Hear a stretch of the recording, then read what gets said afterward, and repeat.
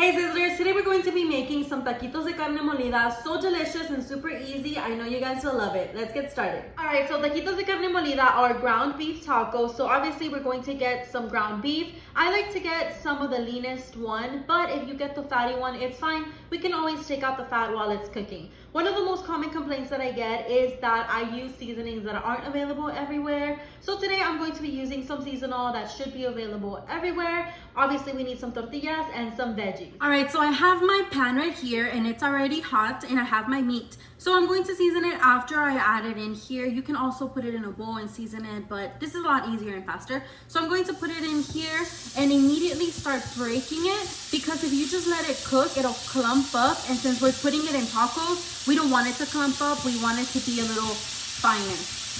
So now that we did that, I'm going to add 1 tablespoon of the seasonal. Just spread it all on the meat. This meat cooks super fast, so make sure that you mix it.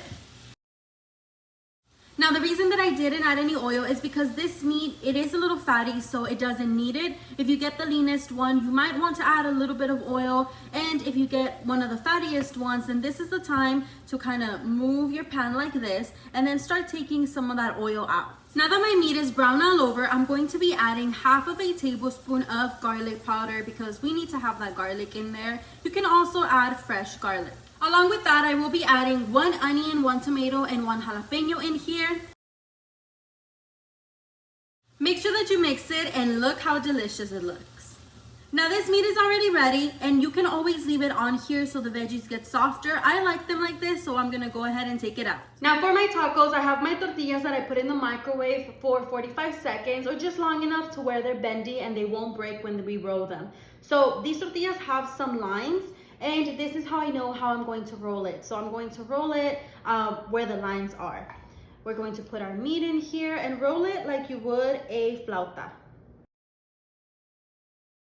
Now that we rolled up all of our taquitos, we're going to fry them. I bought this huge thing of frying oil at Sam's and it's been so good because I use it strictly for frying and it does the job every time. So Sam's, very affordable, super good. So I have my pan on medium heat, and the way that you could tell that the oil is hot is you get a wooden spoon or a wooden stick. You put it on the pan. Whenever the oil starts to bubble, that means that it's hot. Now we're going to gently place our tacos with this bottom down so they could seal and you don't need to use toothpicks. So if the bottom of the tortilla where you finish rolling is against the oil, then you don't need toothpicks because it'll seal them right up, and that way they won't open up. Now don't go turning them right away, because if you do, then the back won't seal and they start to open up. So just make sure that you leave them there for a couple seconds, at least 45 seconds, to where the bottom is nice and sealed, and that way they won't unfold. If a little bit of meat falls out, that's fine.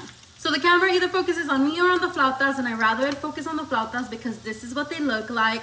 Now that the bottom is nice and sealed, we could flip them the other way and this is what they'll look like. So the taquitos start getting a little squared shape, which makes it a lot easier to turn them. So what I like to do is the front, the back, the side, the other side, and then they're crunchy all over. Now you can make these into soft tacos, and if so, this is a perfect way to take them out already. But if you want them a little crispier, then you could wait till they're golden brown and then they'll be ready. Now it's about time to take them out, and I like to get a plate with napkins so they could absorb all the extra oil. Now this is what my tacos look like. So delicious, super crunchy. I'm going to plate them with some lettuce, tomato, and maybe some salsita. I'll show you guys what that looks like. They already smell so delicious. Alright Sizzlers, so this is what our taquitos ended up looking like. I decided to add some lettuce and cheese and also some salsa. You can find this salsa recipe on my highlights. It's under salsa, super detailed and pairs perfectly. I added some cream and also some jalapeño. I'm so excited for these. Last thing, these aprons are available for sale on sizzlingwithsabdi.com. I have this one and many more. So I hope you guys enjoyed this recipe. Until next time.